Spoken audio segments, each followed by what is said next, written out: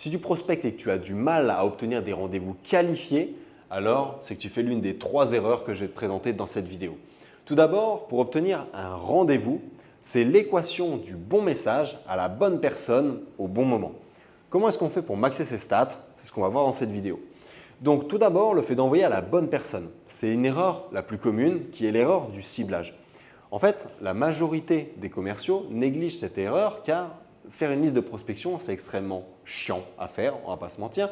Et donc la majorité d'entre vous, si vous vendez des sites web par exemple, vous allez aller sur Google Maps, vous allez vendre des sites web à des artisans, des carreleurs par exemple, ou des gens qui posent du carrelage, et vous allez vous dire, ok, je prends Google Maps, la Normandie, je sélectionne tous les carreleurs, je les mets ou je les exporte, peu importe, sur un fichier Excel et après je vais tous les contacter, que ce soit en call DM, call mail, call call. D'accord, ça fonctionne, mais c'est basé sur la chance. Vos clients, ils n'ont pas les mêmes niveaux de chiffre d'affaires, ils n'ont pas les mêmes tailles de structure, pas les mêmes contraintes, etc. Ils n'ont pas les mêmes besoins non plus. Donc, la bonne méthode pour maximiser ses stats au niveau du ciblage, c'est d'avoir un bon ICP. Un bon ICP, c'est un bon Ideal Customer Profile, c'est-à-dire un prospect idéal, votre avatar client. Comment vous allez le déterminer? Très simple si vous avez déjà des clients, sinon vous allez devoir faire un petit peu de travail si vous n'en avez pas. Si vous avez des clients, vous allez tout simplement regarder les clients avec lesquels vous avez les meilleurs résultats et vous allez regarder quelles sont leurs caractéristiques communes. Enfin, vous allez pouvoir les exporter, ces caractéristiques, et les importer dans Sales Navigator ou un autre outil de prospection afin de vous sortir vos listes de prospection chaque semaine et donc de cibler les bonnes personnes.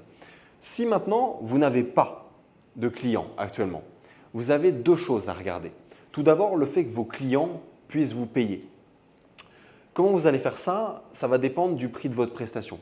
Si votre prestation est à moins de 10 000 € par an, alors dans ce cas-là, vous allez devoir cibler des prospects avec un CA minimum, donc un chiffre d'affaires minimum de 250 000 € annuel.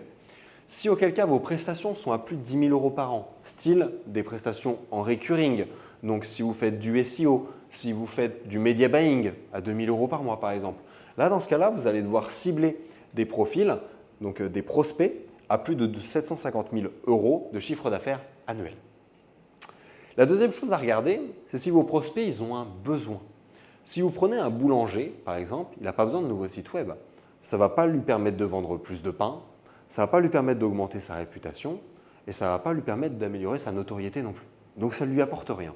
C'est pour ça que la majorité n'ont pas de site web.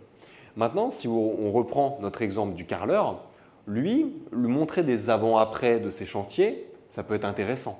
Le fait d'arriver plus haut sur Google, ça peut être intéressant. Le fait d'être sur Google Business, mieux référencé, avoir davantage de reviews, ça peut être intéressant. Donc, chaque client, chaque prospect, chaque catégorie de prospect va avoir des besoins différents. Donc, une fois que vous avez validé ces 2-là, vous pouvez vous lancer.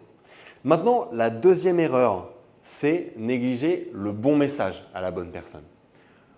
Aujourd'hui, en 2025, on n'envoie plus de cold DM à fond les ballons, donc du mass DM. Ça ne fonctionne plus. Ce qui fonctionne, c'est de faire du setting. Le setting, qu'est-ce que c'est? C'est tout simplement le fait de créer une relation avant de parler de son offre. Donc en fait, on va créer une relation, créer de la confiance avec le prospect avant d'aller parler business finalement. Donc il y a 3 règles simples pour ça. Tout d'abord, vous allez éviter le jeu.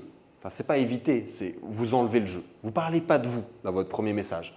L'accroche, c'est ce qui va vous permettre derrière d'avoir un retour et d'engager la discussion. Si vous envoyez un message où vous parlez de vous, votre prospect, il s'en fout de vous. Il ne vous connaît pas. Et c'est normal. Ensuite, vous ne faites pas de copier-coller.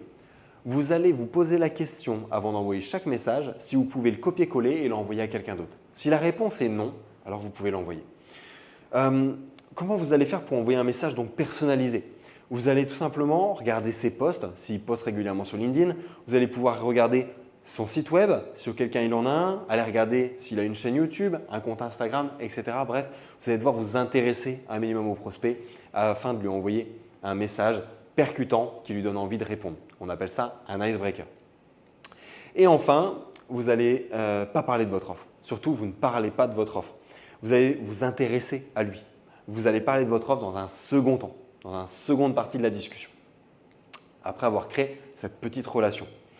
Maintenant, la troisième chose à maximiser donc pour obtenir des rendez-vous, c'est le fait d'arriver au bon moment.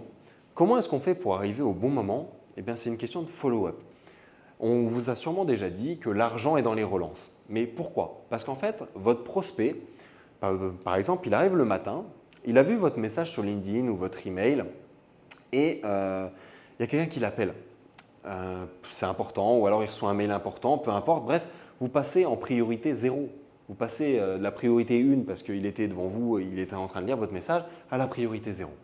Et donc en fait, le fait de rappeler continuellement que vous êtes là, ça permet d'augmenter les chances d'arriver au bon moment sous ses yeux quand il aura besoin de votre service. Donc les follow-up, déjà la majorité des commerciaux n'en font pas. Si vous en faites un, c'est bien, mais aujourd'hui, il faut en faire 7 minimum. 7 relances et pas 7 relances relou, hein. Pas des relances du style envoyer des gifs, envoyer des smileys ou envoyer t'as pas vu mon message ou des choses comme ça. Non, non. Les messages relous, on oublie, ça ne sert à rien. On va envoyer de la valeur. La valeur, vous allez l'envoyer tous les 5 à 7 jours. L'objectif, on l'a vu tout à l'heure, c'est de tomber au bon moment. C'est pour ça qu'on fait des follow-up. Ce n'est pas pour dire coucou, on est là. Non, non. C'est pour arriver au bon moment. Pour arriver au bon moment, votre prospect, peut-être qu'il est sur un projet chargé, etc. Il faut laisser le temps aux choses. Et donc, vous allez devoir avoir un fichier pour le suivi de votre prospection et intégrer donc des follow-up tous les 5 à 7 jours espacés chacun d'entre eux. Ensuite, concernant la valeur, il va falloir que votre valeur, vous la distribuez sous différents formats. À vous de choisir. Vous pouvez envoyer des pages Notion avec de la valeur, des hooks, peu importe si vous êtes sur la création de contenu. Vous pouvez envoyer des vidéos YouTube qui peuvent intéresser votre prospect. Par exemple, vous pouvez dire à votre prospect sur LinkedIn, tiens Jacques, j'ai créé une vidéo YouTube sur Tartampion, peut-être que ça peut t'intéresser, n'hésite pas à me faire un retour.